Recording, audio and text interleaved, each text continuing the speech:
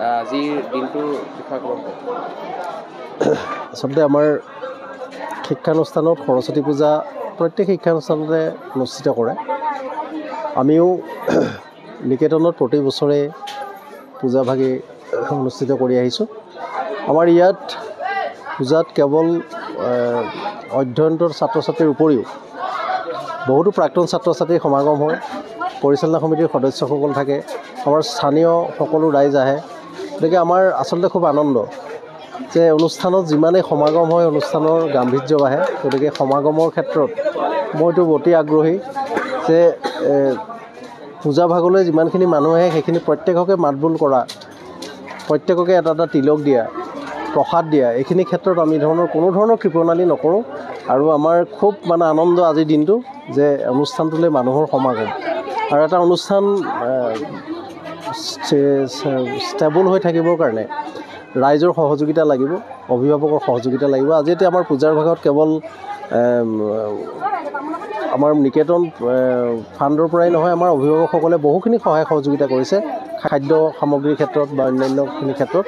গতিকে আমি যিমানেই আমাৰ সমাগম নহওক ক্ষেত্ৰত আমাৰ অভ্যৰ্থনাত আমাৰ কোনো ধৰণৰ কৃপণালি নাথাকে। কাৰণে যাতে ভৱিষ্যতে সকলোৰে সহযোগিতাত এই সৰস্বতী পূজা ভাগ অনুষ্ঠিত কৰি যাব পাৰোঁ তাৰো আশা কৰিছোঁ। আৰু ইয়াতকৈও যাতে বহলভাৱে আমি কৰিব পাৰোঁ সেইটো আমাৰ এটা সংকল্প আছে। গতিকে সেইখিনি আছে আৰু বুলি বিশেষ কাৰ্যসূচী নাছিলে। পূজা ভাগ হ'ল, পূজা ভাগৰ পিছতে আমি পুষ্পাঞ্জলি বিশেষকৈ হাইস্কুল শিক্ষান্ত পৰীক্ষাত এবাৰ আমাৰ 42জন ছাত্ৰ ছাত্ৰী অৱতীৰ্ণ হ'ব, তেওঁলোকক পুষ্পাঞ্জলি আৰু অন্যান্য ছাত্ৰ ছাত্ৰীসকলৰো। তাৰপিছত অভ্যৰ্থনা, আমাৰ সকলোখিনিৰ অভ্যৰ্থনাৰ ব্যৱস্থা চলি আছে। আৰু আজি পূজা ভাগ যিহেতু সোনকালে আৰম্ভ হৈছে আৰু সোনকালে শেষ হৈছে, গতিকে আমাৰ 3-4মান বজালৈকে অভ্যৰ্থনা চলি থাকিব। 1000ৰ ওপৰত অভ্যৰ্থনা হৈছে। বালিকা উচ্চতৰ মাধ্যমিক বিদ্যালয়ৰ ঐতিহ্যমণ্ডিত এখন স্ত্ৰী শিক্ষা অনুষ্ঠান। যিহেতু ইয়াত গোটেইখিনি স্ত্ৰীয়ে শিক্ষা দান কৰা হয়, সকলোৱে উলহ মালহেৰে সৰস্বতী পূজাভাগ পালন কৰে। আৰু আমাৰ ইয়াত অভ্যৰ্থনাও কৰা হয় অতিথিসকলক।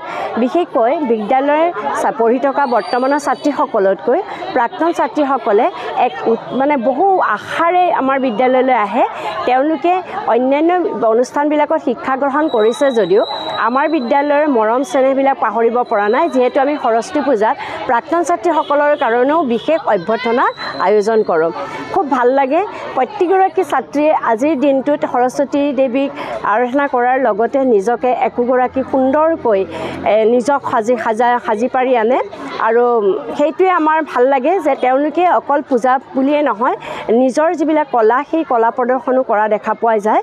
আৰু সেয়াই দেৰগাঁও বালিকা উচ্চতৰ মাধ্যমিক বিদ্যালয়ৰ সৰস্বতী পূজা বুলি ক'লে এক বিশেষ আনন্দৰ এক উৎসৱ আমি অনুভৱ কৰোঁ। আজি সৰস্বতী পূজা আজিৰ দিনটোৰ কাৰণে আমাৰ ছাত্ৰীসকলে অধীৰ আগ্ৰহেৰে অপেক্ষা কৰি থাকে। তেওঁলোকে আজি মুকলি মনেৰে, অৰ্থাৎ বিদ্যালয়ৰ যিটো নীতি নিয়ম থাকে, অনুশাসন থাকে, অনুশাসনৰ পৰা আজি মুক্ত হৈ তেওঁলোকে মুকলি মনেৰে ওলাই আহিছে। তেওঁলোকে সৰস্বতী দেৱীৰ ওচৰত তেওঁলোকে ধূপ বন্তি জ্বলাইছে, সেৱা কৰিছে। তাৰপিছত তেওঁলোকে আজি এটা মূল কথা হ'ল তেওঁলোকে আজি বিদ্যালয়ৰ যিটো সাজ আমাৰ আছে, ইউনিফৰ্ম নিপিন্ধাকৈ তেওঁলোকে আজি আহিবলৈ পাৰিছে। সেইটো আজি তেওঁলোকে প্ৰত্যেকেই দেখিছোঁ আমাৰ ক্লাছ 6ৰ পৰাই আছে।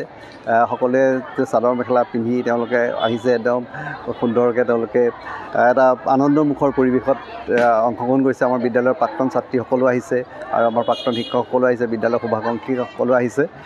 আচলতে আজিৰ দিনটো আমাৰ বিদ্যালয়ত আগৰ পৰাই যথেষ্ট ধুমধামেৰে এই সৰস্বতী পূজাভাগ পালন কৰি অহা হয়। আৰু সকলোৰে সহযোগিতাত বৰ সুন্দৰভাৱে পূজাভাগ উদযাপন হৈ আহিছে। আৰু আমি আশা কৰিছোঁ ভৱিষ্যতলৈ এই ধৰণে আমাৰ উদযাপন কৰি থাকিব পৰা হ'ব।